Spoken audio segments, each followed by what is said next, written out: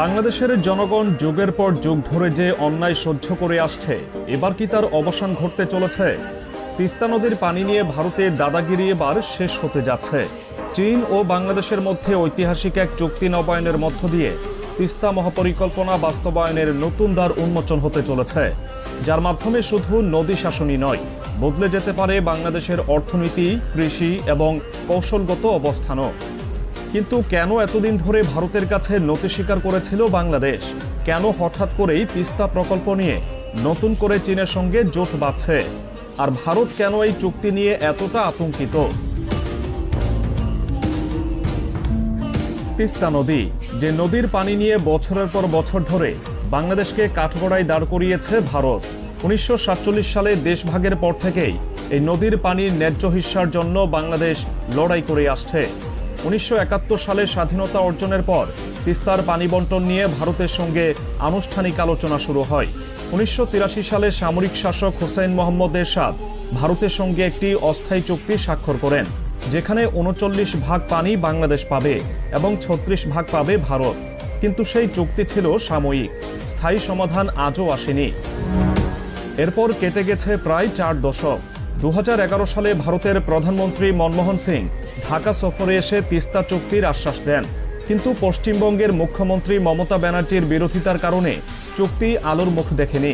2017 সালে শেখ হাসিনা নরেন্দ্র মোদীর সঙ্গে আবার আলোচনা করেন, কিন্তু তখনও কোনো সমাধান হয়নি। ভারত প্রতিবারই প্রতিশ্রুতি দিয়েছে, কিন্তু বাস্তবে কখনো তিস্তার পানির ন্যায্য হিস্যা দেয়নি। এর ফলে বাংলাদেশের, বিশেষ করে উত্তরবঙ্গের মানুষের জীবন দুর্বিষহ হয়ে উঠেছে। শুষ্ক মৌসুমে পানি না থাকায় লাখ লাখ কৃষক ক্ষতিগ্রস্ত হয়, চাষাবাদ ব্যাহত হয়, খাবার পানির অভাব দেখা দেয়। আবার বর্ষা মৌসুমে হঠাৎ করে ভারত বাঁধের গেট খুলে দিলে ভয়াবহ বন্যায় প্লাবিত হয় পুরো অঞ্চল। প্রতি বছর তিস্তার পাড়ের মানুষকে ভোগান্তির শিকার হতে হয়, অথচ কোনো সমাধান আসেনি। বাংলাদেশের সরকার দীর্ঘদিন ধরে ভারতের দিকে তাকিয়ে থেকেছে, কিন্তু এবার বাংলাদেশ নিজেই সমাধান খুঁজতে যাচ্ছে, এবং সেই সমাধান হচ্ছে তিস্তা মহাপরিকল্পনা। এই প্রকল্পের লক্ষ্য শুধু পানির সুষ্ঠু ব্যবহার নয়, বরং নদী শাসনের মাধ্যমে পুরো অঞ্চলকে এক নতুন রূপ দেওয়া। পরিকল্পনা অনুসারে তিস্তা নদীর বাংলাদেশ অংশে একটি বিশাল ব্যারেজ নির্মাণ করা হবে, যা একদিকে বন্যা ও নদী ভাঙন রোধ করবে, অন্যদিকে উন্নত সেচ ব্যবস্থা গড়ে তুলবে। শুধু তাই নয়, তিস্তার দুই পারকে আধুনিক কৃষি অঞ্চলে পরিণত করা হবে। তৈরি হবে নতুন খাল, জলাধার, সেচ প্রকল্প ও জলবিদ্যুৎ কেন্দ্র। এই প্রকল্প সফল হলে বাংলাদেশের কৃষি উৎপাদন কয়েকগুণ বৃদ্ধি পাবে, বন্যার ভয় থাকবে না, আর ভারতের পানি নিয়ন্ত্রণের খেলাও বন্ধ হয়ে যাবে। তবে সবচেয়ে বড় চমক হলো, এই বিশাল প্রকল্প বাস্তবায়নে বাংলাদেশ ভারত নয়, বরং চীনের সঙ্গে হাত মিলিয়েছে। চীনের ওয়াংহো নদী ও সুফিয়ান সিটির আদলেই তিস্তার দুই পাড় গড়ে তোলা হবে। উন্নত প্রযুক্তি, আধুনিক অবকাঠামো আর শক্তিশালী জল ব্যবস্থাপনার মাধ্যমে তিস্তা নদীকে নতুনভাবে সাজানো হবে। চীন এই প্রকল্পে শুধু বিনিয়োগ করবে না, বরং তাদের উন্নত প্রযুক্তি ও বিশেষজ্ঞদের মাধ্যমেও সাহায্য করবে। কিন্তু এই চুক্তি ভারতের কপালে চিন্তার ভাঁজ ফেলে দিয়েছে কেন? কারণ শুধু নদী শাসনই নয়, এই প্রকল্পের মাধ্যমে দক্ষিণ এশিয়ায় চীনের কৌশলগত অবস্থান আরও শক্তিশালী হয়ে উঠবে। ভারত মনে করছে এই প্রকল্পের আড়ালে চীনা প্রকৌশলীরা বাংলাদেশে গোয়েন্দা তৎপরতা চালাবে। ভারতের চিকেন নেক নামে পরিচিত সংকীর্ণ ভূখণ্ডের কাছেই তিস্তা নদীর অবস্থান। এই অঞ্চলটি ভারতের জন্য অত্যন্ত গুরুত্বপূর্ণ, কারণ এটি তাদের উত্তর পূর্বাঞ্চলের 7টি রাজ্যের সঙ্গে মূল ভারতের সংযোগস্থল। ভারত ভয় পাচ্ছে, যদি বাংলাদেশে চীনের উপস্থিতি বাড়ে, তাহলে তারা এই অঞ্চলে কৌশলগত সুবিধা নিতে পারে। আরেকটি বিষয় ভারতকে চিন্তায় ফেলেছে। এতদিন বাংলাদেশ জলবন্টন নিয়ে ভারতের মুখাপেক্ষী ছিল, কিন্তু এবার পরিস্থিতি বদলে যেতে পারে। বাংলাদেশ নিজস্ব সমাধানের পথে হাঁটছে, এবং ভারতের এই একচেটিয়া আধিপত্যের দিন শেষ হয়ে আসছে। এই প্রকল্প নিয়ে বাংলাদেশ সরকারের ভেতরেও রয়েছে নানা বিতর্ক। শেখ হাসিনার আমলে চীনের সঙ্গে একটি ফিজিবিলিটি স্টাডি চুক্তি হয়েছিল, যেখানে চীন এই প্রকল্পের সম্ভাব্যতা যাচাই করে। কিন্তু ভারতকে খুশি করতে শেখ হাসিনা চুক্তি নবায়ন করেননি, বরং ভারতকে এই প্রকল্পে ঢোকানোর চেষ্টা করেন, যাতে দুই দেশের মধ্যে কোনো উত্তেজনা সৃষ্টি না হয়। কিন্তু শেখ হাসিনা সরকার পতনের পর নতুন রাজনৈতিক বাস্তবতায় তিস্তা মহাপরিকল্পনা আবার সামনে চলে এসেছে। নতুন সরকার ভারতের সঙ্গে সম্পর্ক কিছুটা শীতল করেছে, আর চীনের সঙ্গে সম্পর্ক জোরদার করার দিকে এগোচ্ছে।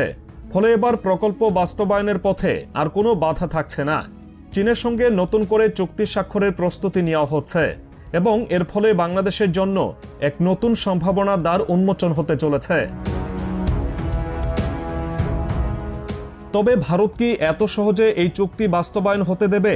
চীনের উপস্থিতি আটকাতে কি ভারত নতুন কোনো পদক্ষেপ নিতে যাচ্ছে, নাকি বাংলাদেশ এবার সত্যিই ভারতের দাদাগিরির অবসান ঘটিয়ে নিজের স্বার্থ রক্ষা করতে পারবে?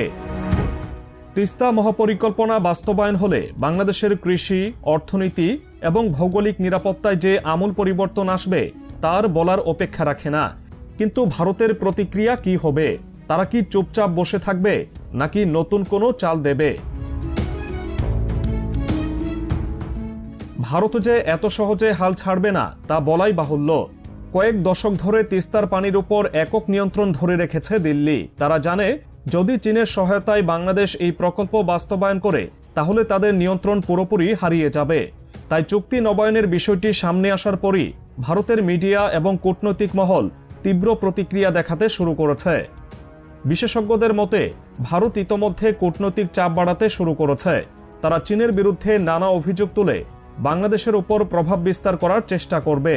এমনকি ভারতের নীতি নির্ধারক মহল মনে করছে চীন শুধু বিনিয়োগের জন্য নয়, বরং কৌশলগত কারণেও বাংলাদেশে এই প্রকল্প বাস্তবায়ন করতে আগ্রহী।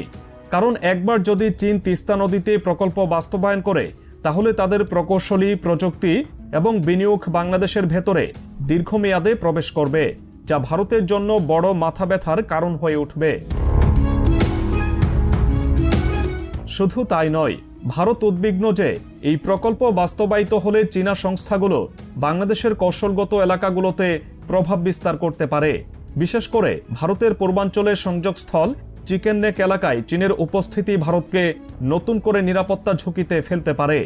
দিল্লির শঙ্কা, চীনের প্রকৌশলীদের ছদ্মবেশে গোপন গোয়েন্দা কার্যক্রম চালানো হতে পারে, যা ভবিষ্যতে ভারতের জন্য বিপদ ডেকে আনতে পারে। তাই ভারত এখন কূটনৈতিক ও অর্থনৈতিক চাপ প্রয়োগের মাধ্যমে বাংলাদেশকে এই চুক্তি থেকে সরানোর চেষ্টা করবে। প্রশ্ন হলো, বাংলাদেশ সরকার কি ভারতের চাপের কাছে নতি স্বীকার করবে, নাকি এবার নিজেদের স্বার্থেই এগিয়ে যাবে? বাংলাদেশের জনগণের মধ্যে এই প্রকল্প নিয়ে ব্যাপক উত্তেজনা কাজ করছে। বিশেষ করে উত্তরবঙ্গের মানুষ, যারা বছরের পর বছর ধরে বন্যা আর পানির সংকটে ভুগছে, তারা চায় এই প্রকল্প দ্রুত বাস্তবায়ন হোক।